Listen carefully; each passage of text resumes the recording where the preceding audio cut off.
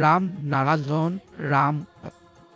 দিনক দিনে পৃথিৱীখনৰ পৰিস্থিতি বেলেগা হৈ পৰিছে। মানুহে বুজি নাপাজল যে তেওঁলোকৰ বাবে কি সঠিক আৰু কি ভুল। শংকৰজীৰ ক'বলৈ মানুহৰ ধৰ্ম তেওঁৰ মন আৰু হৃদয়ত থাকে। মানুহে সেয়া অনুসৰণ কৰিব লাগিব।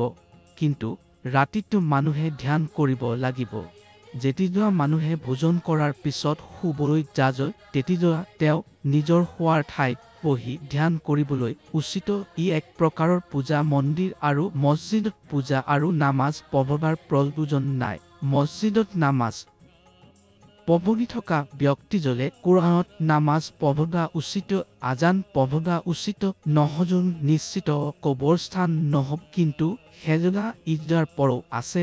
মানুহে সেয়া অনুসৰণ কৰে। হিন্দু ধৰ্মত মন্দিৰ বনোৱা আৰু পূজা পঢ়িবৰ প্ৰয়োজন নাই, কিন্তু সেয়া পৰাও মানুহে কৰে। মানুহে পূজা পাঠৰ সলনি ধ্যান কৰা উচিত। তুমি নিজে আল্লাহৰ বান্দা, তুমি নিজে ভগৱান। তোমাৰ নিজৰ কথা স্মৰণ কৰক আৰু নিজেই সোধক তুমি কি আছা, ক'ৰ পৰা আহিলা, ক'ত যাবা, মৰণৰ পিছত তুমি কি লৈ যাবা। কিছুমান ধৰ্ম কয় যে মৰণৰ পিছত কিছু নাই, আৰু যদি নাই তেন্তে ক'ৰ পৰা আহিছিলা, তুমি আছিলা তেতিয়া আহিছিলো, কিন্তু তুমি আছিলা ক'ত। তুমি ধ্যান কৰক, সেয়া তোমাক উজ্জ্বল কৰিব, জ্ঞানী কৰিব, শক্তি দিব। তোমাক আহাৰ খোৱাৰ প্ৰয়োজন নাই। তোমাৰ পেটও নোৱাৰে 8-10 ঘণ্টা শুবৰ প্ৰয়োজনো নাই। তুমি মাত্ৰ 1 ঘণ্টা শুব পাৰা। যদি ছাত্ৰ-ছাত্ৰীজনে 1 ঘণ্টা ধ্যান কৰাৰ পিছত 1 ঘণ্টা পঢ়া কৰে তেন্তে সেয়া 100 বছৰৰ পঢ়াৰ সমান হ'ব, আৰু সেই পঢ়াই তেওঁ কেতিয়াও পাহৰিব নোৱাৰে।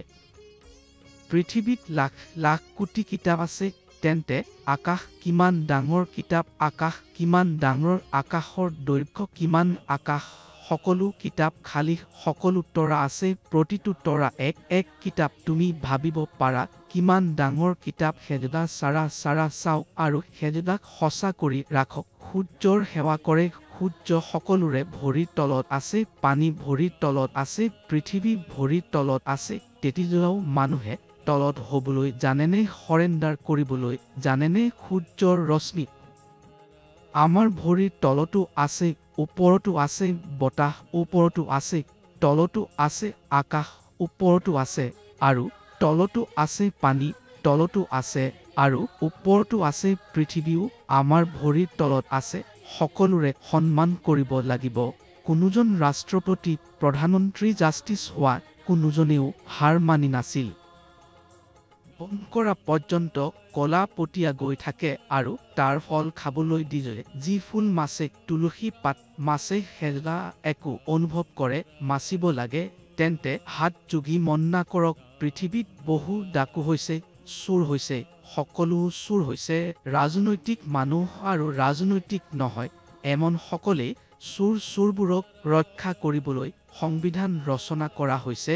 চোৰবোৰৰ সৃষ্টি কৰিবলৈ সংবিধান ৰচনা কৰা হৈছে। আমাৰ জন্ম অধিকাৰ কোনে ক'ৰবাৰ পৰা লৈছে, তাৰ উত্তৰ কোনে দিব?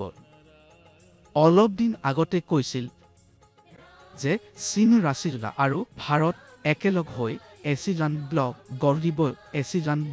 গঢ়িব। তাৰ পিছত আন দেশসমূহ আহিব। ভাৰত আৰু পাকিস্তানক পৃথক কৰাৰ কাৰণ কোনে? হিন্দু মুছলিমৰ মাজত যি একে ৰক্ত, একে জিন, একে আত্মা আছে, সেয়া পৃথক কৰাৰ কাৰণ কোনে? নেহৰু আৰু মহাত্মা গান্ধী দুজনে পৃথিৱী ধ্বংস কৰাৰ কাৰণ। নেহৰুৰ পৰিয়াল বাহিৰৰ পৰা আহিছিল। নাথুৰাম গডছে গান্ধীক মাৰি হত্যা কৰিছিল আৰু তেখেতক ফাঁচীত দি দিয়া হৈছিল। যদি ফাঁচীত দি দিয়া নাছিল তেন্তে নেহৰুৰ পৰিয়ালক মুচি পেলাই দিছিল। প্ৰতিটো মানুহৰ জন্মৰ পৰা পৃথিৱীৰ সকলো বস্তুৰ ওপৰত অধিকাৰ থাকে। আমি সকলোৰে এই কথা বুজাবলৈ চাওঁ। আমি আমেৰিকাৰ নীতিৰ পৰা অসন্তুষ্ট। সকলোৰে একে দল হৈ ব্যৱস্থা সলনি কৰিব লাগে। 3টা ধৰ্মৰ বাবে বিভিন্ন বই নাই।